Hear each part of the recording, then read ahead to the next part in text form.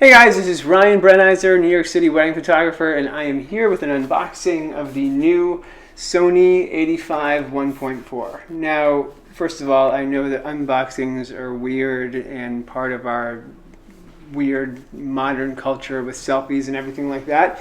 And I am not somebody who fetishizes packaging, even though I love all things Apple. But there are some things, there's a visceral thrill we get from it, and there are some things we can learn from the immediate handling of a lens, how it feels, as well as the care that these companies do put into their boxing products. And you know what, it's nice, it feels a little bit like Christmas. So I certainly got a rush when I got this in my hands. This is, out of all the new products, this is the thing that I've been waiting for the most. We've kind of fallen in love with the new Sonys, with some caveats that we'll get to in our Sony A7R2 review. But it's sort of opened new parts of photography to ourselves. It's made us excited, but there's a lot of things missing from the lens lineup. And they have the Zeiss 85 1.8. You've got some nice primes, but having an 85 1.4 for a wedding photographer like me is fantastic. This lens looks fantastic, and we'll see how it plays out in the next couple weeks. Luckily, this is coming to me at a good time. I've got like 10 shoots in the next 2 weeks, so I'm going to really put this through its paces. But first, so let's see here. So it's a little bit of a heavy box. I mean, it's not super heavy, but for a Sony lens, for a mirrorless camera that is supposed to promise us smaller, lighter lenses, it's a heavy box. It's a heavy lens. Sony seems to go in two different directions with their lenses now.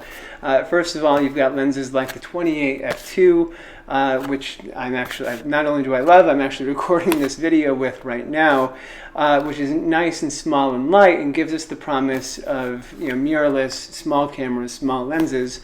But then they've gone the other direction with a lot of these recent lenses, sort of more like in the Zeiss Otis direction, which is that we want to focus entirely on image quality, and we are willing to overbuild the lenses to whatever they need to be so that we can turn out the best image quality. That's something we've seen to some extent with Sigma. Once they have like even 50 millimeter lenses with 77 millimeter diameters, which is not something that's strictly necessary, but it makes for some really nice lenses. And you really see it with the Zeiss Otis lenses, which are just ridiculously huge, even though they're manual focus. So let's see how big this actually is. So again, this is an 85 1.4, and honestly, you learn most of the things you need to know about a lens just from the specs of it. We know what it does because it's an 85. We know how fast it is, basically, because it's an f1.4. We'll see how much, what the light transmission is, which is a T-stop. But we know the basic uses of an 85 1.4 because I've had like 10 of them. Okay, so opening this up, you got your paper that no one ever reads, especially for a lens. This is a lot of paper for a lens, which is basically, there's like 2 buttons on it, and you just aim it at things and shoot. So I'm almost curious what's in that. Probably mostly warranty. Nice little carrying case. I have never used these for any purpose whatsoever, but I could hold my lunch in here, and it is nice. It makes you feel nice that they give you things like this. Here we have a lens hood. I am a fan of using lens hoods, especially with something like this lens, an 85 1.4, that has a big front element that's pretty close to the surface. I don't use protective filters.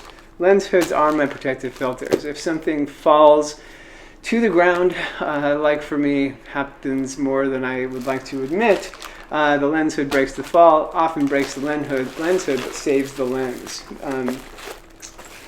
So, here we are. First of all, let's unwrap the hood, because I am a believer in hoods. Nice.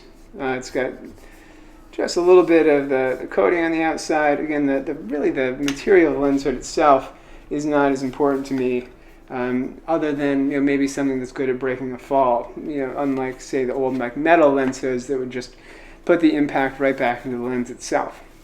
Now, here's the lens. We can see It's a little bit fat. Has, again, just the basic qualities of an 85-1.4. It's about the same length. It is nice and fat. You open it up and you see, again, just a big lens element pretty close to the front. So this is something that I would want to use a hood for. Now, it's pretty heavy. Again, the promise that we all thought when we think mirrorless is smaller lenses, smaller cameras, things that we can, will save our back as professional photographers, things that are a lot easier to stick into small bags. And Sony has really gone a different way with the 85-1.4, with the 24-70, with the 70-200, all these GM Goldmaster lenses that they've just released. These are, in fact, just as big, if not bigger, as the equivalent Nikon Canon lenses. In fact, Nikon has a directly equivalent lens, which I happen to have right here. And I'll take the hood off for direct comparison. This is, I'll take everything off so we're directly compared. This is the Nikon 85-1.4. This is the Sony 85-1.4. You can hold them up. In fact, what you see is the Sony 85, it's longer. It kind of goes back it's almost like the Nikon 84 with an adapter to the Sony body. Would end up being about the same length. What you lose in the flange distance on the Sony body, you make up for with a little bit of length on the lens itself. It's also heavier enough to notice. Not dramatically heavier, but I can feel that it is heavier than this lens, which is designed for cameras with mirrors. They're both full-frame lenses. This one is designed for mirrorless cameras, but in fact, it is both bigger and a little bit heavier. So looking down the barrel, pretty much the same. This one, I think, has even more aperture blades. Looking at it, it's a little bit rounder, in the aperture, which maybe speaks highly to the performance. I haven't done any shooting tests yet. I literally just opened the box, but we'll be able to see the out of focus performance, the bokeh performance on an 85 is very important. That's one of the reasons we use 85. It's a lens that kind of, you just aim at things and it makes the world pretty. As a wedding photographer, it's really important because we're not telling the cold, hard light of truth. We're trying to make the world into something that is pretty. We're trying to tell the story of the day through the best lens, metaphorically, that we can, right? And so the 85 is an important tool in that, even though if I were just going around as a photojournalist, it wouldn't be something quite as important, especially like a big heavy one like this, because then I'm just really trying to take in something with like a 35 or a 28, just kind of like take in the story, put more data in the frame. But something like this that just turns the world into sweet candy, into buttery goodness, that's really the job of an 85-1.4. And so the bokeh performance is going to be something that's very important, as well as general sharpness, that kind of pop. So those are things that I'm really looking forward to. They've clearly overbuilt this lens. They've built it heavier than you would need to. They've built it larger than you would need to design some kind of 85-1.4 for the Sony mirrorless mount. And it seems like that they've done that for a no-holds-barred look at quality. So one last thing, I want to actually show you this lens on the camera. This is the A7R2. Camera we love in a lot of ways. There's a few little ways that annoys us, but it's wonderful. It's nice and small and compact when you put a lens like the 28f2 on it.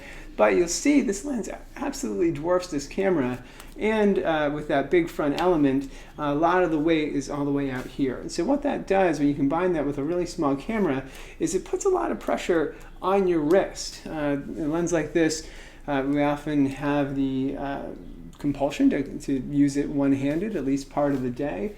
It's not something like the 70-200 or like a 500 f4 or something where you're always holding it with your other hand. And so using a lens like this, using the 24-70, anything like that, I would really want to have a vertical grip on the camera to actually make the camera larger so that I would have more support down here. So a lot of the advantage of mirrorless in terms of size kind of goes away if you're using lenses like this. Now, for me, at least in professional work, size is not as big an advantage of mirrorless over the constant EVF. And all the other things like being able to use an f/0.95 lens. Those things have been bigger practical advantages for me, but this is something to keep in mind.